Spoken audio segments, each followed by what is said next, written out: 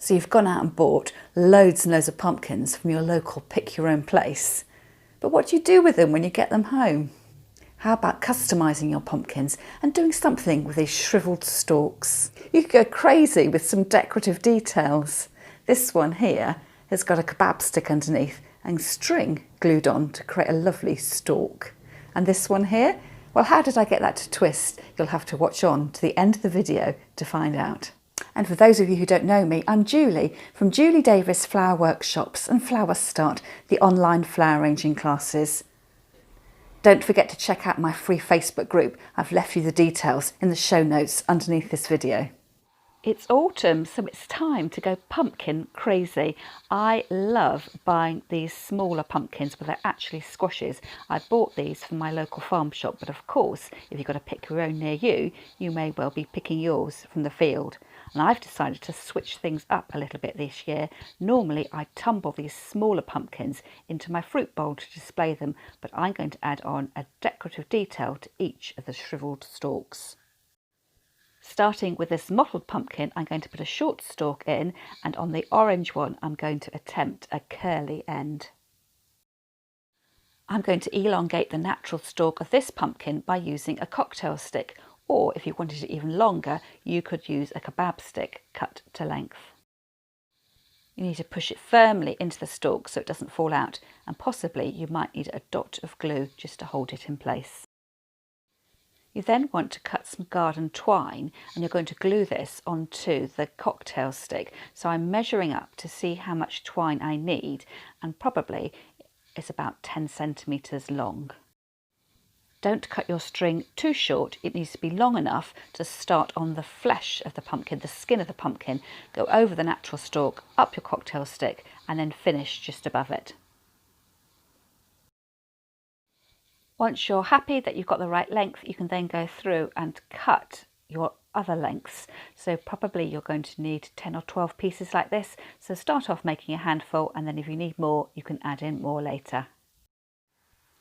Taking your hot glue gun, glue a strip of glue starting on the base of the pumpkin stalk, going over the natural stalk and then up along the line of the cocktail stick, and then glue your piece of twine in place, taking care that you don't burn yourself on the hot glue. So you may want to use a pair of scissors just to hold everything in place, rather than always using your finger to hold the string in place while it dries. And once you've got your first piece of string in place, just continue working around, so taking care that you don't burn yourself, and use your scissors to smooth the string into place. When you've got all the way around back to the beginning, you'll see that you've got a nice textured stem, but there isn't much coverage on the top surface of the pumpkin. So what you might want to do is to cut some shorter lengths of string and to create a fringed effect around the base of your pumpkin stalk.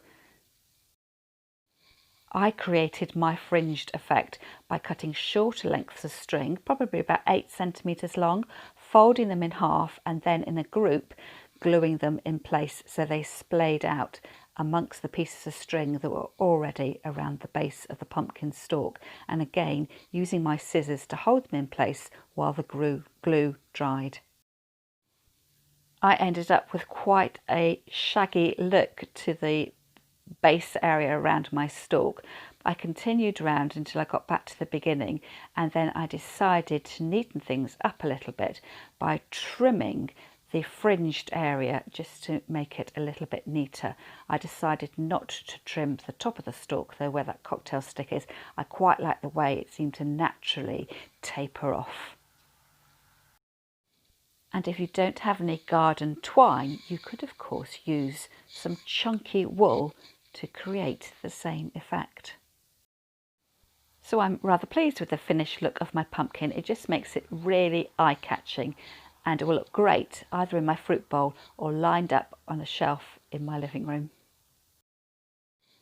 To make the curly stalk for my orange pumpkin, I adapted the technique slightly, and you can see me here pushing a thick floristry wire into the stalk of my pumpkin.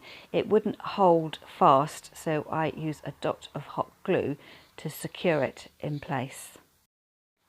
I then added in 2 more wires, forming a triangle shape inside the stalk. I wanted to create something that was quite thick. It's sort of a wigwam frame, so that when I bind my natural stalk with my string and then travel up the wires, it just starts to taper out a little bit. So the 3 wires are in there to mimic the thickness of the natural stem of the pumpkin.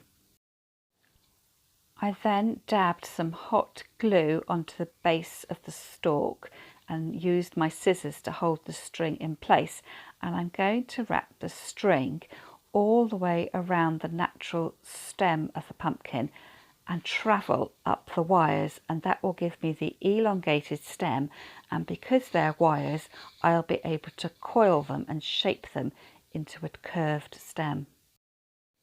As you work, you'll need to decide how much glue you want to add. Because the glue dries to a milky white, I didn't want to overdo it, so I just gave an occasional dab of glue every few turns. Slowly work your way up this natural stalk, and then when you come to the top of the stalk, just make sure you glue the string in place, because now you're going to start tapering the shape of the stalk off as you start to wind your string around the floristry wires. So you just need to make sure that your string doesn't unravel. So it probably needs a bit more glue than you've been using already. And you can see me here deciding to add in a 4th floristry wire, because I just felt the difference in size between the natural stalk and my fake elongated stalk was too much, and I needed to space out the wires a little bit more to give me a wider grid, a wider sort of scaffolding shape to wind my string around. And then you just keep winding, so round and round, whether you find it easier to take the string up and round the wires and going over the top of the wires each time, or whether you want to twist the pumpkin itself and get that spinning in your hand, whatever is the easiest. So keeping the string as tightly packed as possible, and every so often adding in a dot of glue. When I was about halfway up the stalk with my string wrapping, I decided I wanted to taper out the stalk so that it didn't end in one solid chunky piece. So I'm taking each wire in turn and trimming it in size, so grading the length out, so keeping one wire at the original length and then cutting the others slightly shorter, so that as I make my way up the stalk, it is now getting thinner and thinner and tapering off in a more natural fashion. Keep winding the string round and round your wires and adding in the occasional dot of glue just to make sure everything holds in place. And then when you get to the end, a nice big blob of glue, and then wrap the last few rounds of string around the top of the wire and then trim to the end. To create the curly stem, take a wooden spoon and then wrap the wire around the handle of the spoon, slide the wire off, and then you can adjust how tightly or how long you want the coiled stem to be. I decided that the base of the stalk, that top surface of my pumpkin, looked a little bit bare. The original pumpkin I did with the straight stick had the fringing detail on the edge, so I'm just deciding now whether to add in a decorative detail, and I've decided to use some slightly thicker garden twine to create a little bit of a loop going around the edge, which I will glue in place.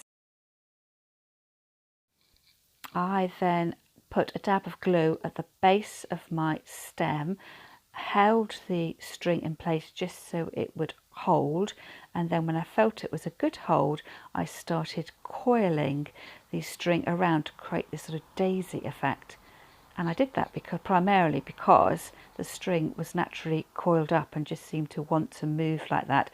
So as I went round, just making sure I'm keeping the loops even and making sure the glue holds fast by using my scissors to momentarily hold the string in place, and trying to create these loops with a minimal amount of glue so that your eye lands on the decorative detail rather than on the blobs of the hardened glue, which starts off clear and then dries to a milky white.